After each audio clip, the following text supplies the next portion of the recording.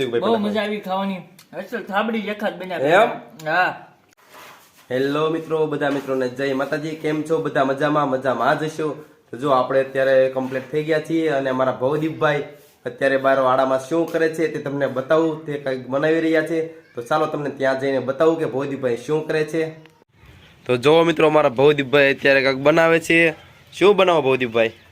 દૂધ બાળવી ને પેંડા ખાવા છે. હા, જો અમારા ભવદીપભાઈ અત્યારે દૂધ બાળે છે અને એના બનાવવાના છે પેંડા. કેવી મજા આવે? ધુવાડો લાગે. ધુવાડો તો લાગે ને પેંડા ખાવાના હોય તો. હું પેંડા બનાવું, દૂધ બાળવી પેલા. હાલો બધા પેંડા ખાવા. તમારે પેંડા ખાવા હોય તો વહી આવજો. દૂધ બાળવાનું ચાલુ છે. તો અમારા ભવદીપભાઈ અત્યારે દૂધ બાળે છે, કારના હલાવે છે. અત્યારે ભવદીપભાઈ એકદમ હલાવતા રહેજો, નકર બળી જાય, નીચે કાળું થઈ જાય. હાલો વહી આવો. આપણે ક્યાં એવું બધાને ખાવાના છે. આપણે એ અમને ન ફાવે, એ તમને જ ફાવે બનાવતા. કાઈ નહીં, બધાને ફાવે, હલાવવાનું છે.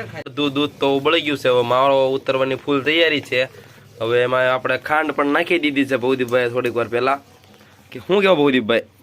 સોને હવે પેંડા બનાવી છે અને પેંડા હવે બની જાય એટલે ખાવા વહી આવજો બધા. તો મિત્રો જો આમાં ખાંડ નાખી દીધી છે અને એલચી પણ નાખી દીધી છે માવામાં. હવે જો પેંડા બનવાની થોડીક જ વાર છે. જો માવો અત્યારે ફૂલ આવી ગયો એટલે એવું લાગે છે.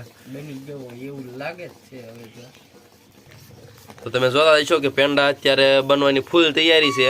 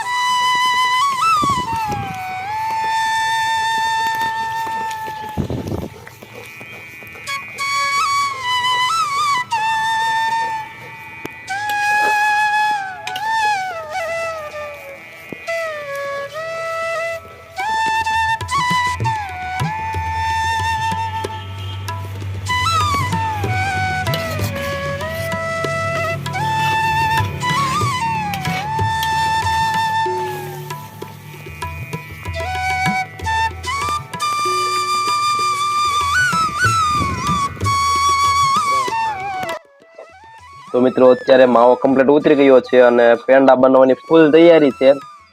કેમ કે અત્યારે પેંડા તમે જો એકદમ માવો કડક ખાવામાં છે.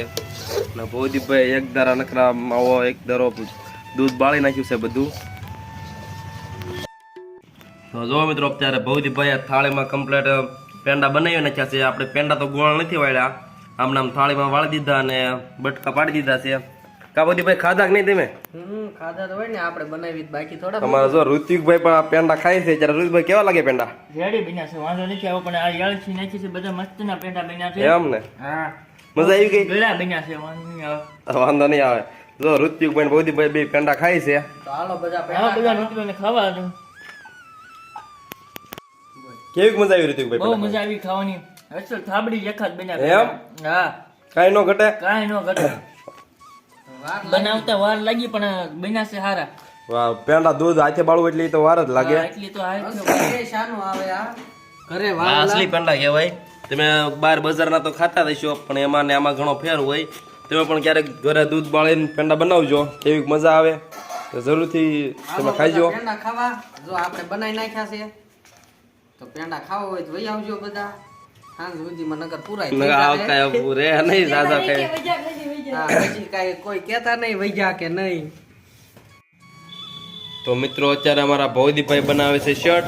કેમ કે હવે ભવદીપભાઈ મશીને બેઠા છે અત્યારે અને શર્ટ ચાલુ છે. શું કેવો ભવદીપભાઈ? કેમ કોટ બોટ થપ કરીને બેસી જાઓ પણ? ઠંડીનો પવન એવો નીકળ્યો છે આજ. જો ને અમે શર્ટ બનાવી છે અને આજ મશીને બેઠા છે ઘણા સમયથી. અને ઠંડી પણ બહુ છે, તો જો આપણે ઠંડીના કોટ બોટ પહેરીને આપણે બેસી ગયા છે શર્ટ બનાવવા. તો મિત્રો તમે વિડીયોમાં જોયું છે કે આ પેંડા ભવદીપભાઈ કેવી રીતે બનાવ્યા. કેમ કે હવે ભવદીપભાઈ તો અડધા પોણા રસોયા બની જ ગયા એવું લાગે છે. શું કેવો ભવદીપભાઈ રસોયાનું મૂવી છે? રસોઈ કાઈ નહીં બની તો નથી ગયા, આપણને ફાવે એટલે કરવી. નાનપણથી નવું બનાવ્યા કરે છે પહેલેથી, આપણને આવડે છે તે આપણે બનાવી. તો તમારું આ ભવદીપભાઈ રસોઈ વિશે તમારું શું કેવું છે એ પણ કોમેન્ટમાં જરૂરથી જણાવજો. તમારો વિડીયો પસંદ જ આવ્યો હોય તો અમારી ચેનલને લાઈક કરજો, શેર કરજો ને આગળ હવે જઈ અને જો હજુ સુધી અમારે આ ચેનલને સબસ્ક્રાઇબ ના કર્યો હોય તો લાલ કલરનું બટન દબાવીને ચેનલને સબસ્ક્રાઇબ જરૂરથી કરજો. મળીએ નવા વિડીયો સાથે. ત્યાં સુધી બાય બાય.